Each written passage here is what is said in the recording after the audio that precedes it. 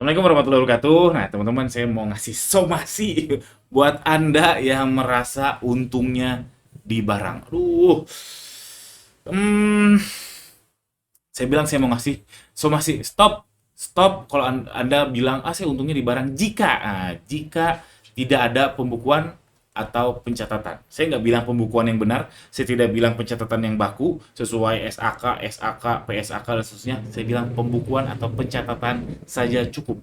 Catatnya terserah formatnya teman-teman. Mau tulis tangan, yang jelas dicatatnya bukan bukan kayak catat zaman dulu kita di warung, bukan di warung ya. Ya bukan catat tulis terus dibuang kertasnya, enggak, di situ tersimpan rapi dan bisa lihat historinya. Itu yang saya maksud dengan pencatatan atau pembukuan ala kadarnya aja. Nggak harus benar, nggak harus sesuai standar, yang penting ada. Itu at least teman-teman stoknya berapa. Jadi stock of name itu namanya mencatat.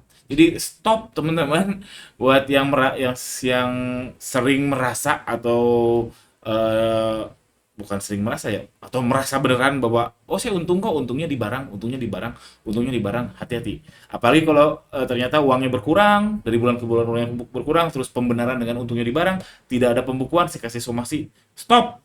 Segera tobat. Kenapa? Karena kalau Anda terus melanjutkan itu, lambat laun bisnis Anda akan hancur. Lambat laun, pelan-pelan sekali, sehingga nanti ketika Anda sadar,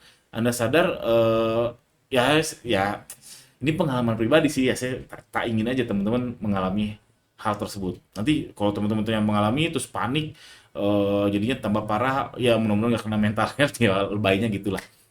Jadi saya bilang stop kalau teman-teman merasa untung di barang dan tidak tidak ada pembukuan. Jadi harus gimana? Ya harus melakukan pembukuan. Karena memang untung di barang itu ya boleh, benar. Jadi untung di barang itu benar. Kayak pembukuan untuk lapor pajak itu memang kelebihan persediaan itu disebutnya untung kalau di pajak. Tapi kalau pembukuan pribadi saya tidak tidak menganggap itu untung. Nah, kalau pajak beda lagi. Nah, teman-teman kalau mau join grup pajak, saya sharing grup pajak, cek grup di bawah. Jadi teman-teman bisa tanya aja di grup WhatsApp grup itu, bebas tanya aja soal perpajakan UMKM, insya Allah bisa ngebantu. Klik link di bawah.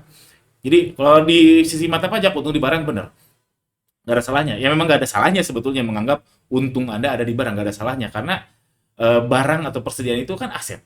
Uang juga aset. Jadi sebenarnya kategorinya sama, cuman wujudnya aja berbeda. Wujudnya berbeda dan penggunaannya berbeda. Kalau barang itu sama uang sama-sama aset lancar, tapi nggak bisa kita bayar gaji pakai barang, nggak bisa kita beli batagor, beli bakso pakai barang kita, nggak bisa, barter jadinya. Jadi nggak seliquid uang kalau barang. Jadi untung di barang itu benar, cuman kalau nggak ada pembukuan, nggak ada pencatatan, itu jadinya salah total. Please stop, stop, stop. Saya nggak mau Anda mengalami apa yang saya alami. Ya mungkin 6 tahun lalu, 6 tahun lalu saya nggak ada pembukuan, 7 lah. Ya begitulah.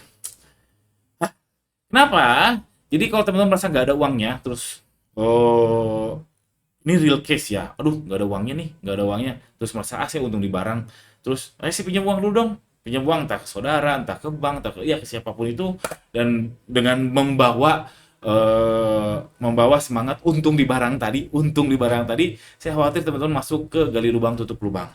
Hidup nggak tenang teman-teman. Jujur saya belum pernah mengalami sih gali lubang tutup lubang, tapi mendengar saja. Tapi itu mengerikan sih buat saya gali lubang tutup lubang itu mengerikan.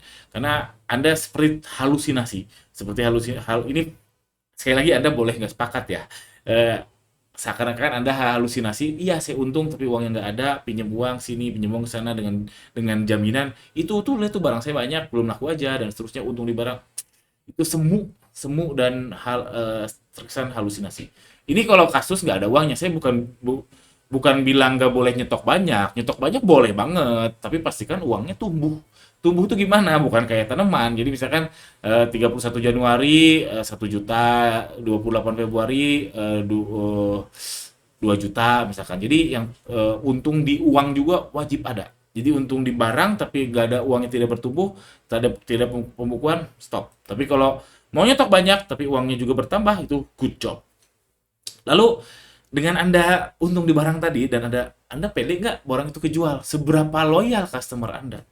Dan saya lihat kalau pedagang Shopee, TikTok saja ya, yang ya yang TikTok Shop ya yang nggak main branding lah, yang nggak main branding itu mudah banget tergantikan, sangat mudah tergantikan.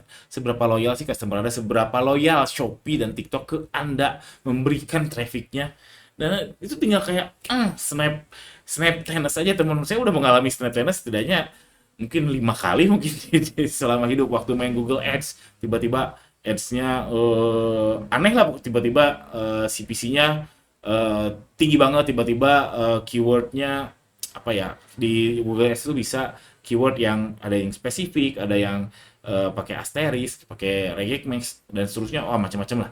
Yang jelas tiba-tiba ada perubahan algoritma. Seberapa loyal Shopee, TikTok ke Anda, seberapa yakin Anda bisa ngejual tersebut.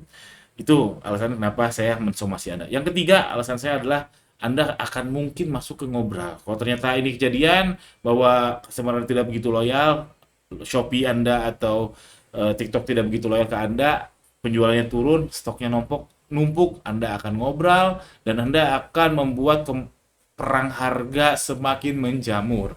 Dan Anda nggak salah, Anda salah, maksudnya gini. Ngobrol nggak salah, karena ya memang kalau memang dibutuhkan, karena butuh cash kan, butuh ya butuh cash, daripada barang mending jadi cash. Ketika Anda mengalami di titik itu, ya itu memang keputusan yang tepat untuk ngobrol. Tapi kalau kita lihat makronya, itulah yang ngebuat perang harga terjadi. Salah satu yang ngebuat perang harga terjadi. Kalau teman-teman lihat, oh gila itu HPP-nya berapa, nggak masuk akal.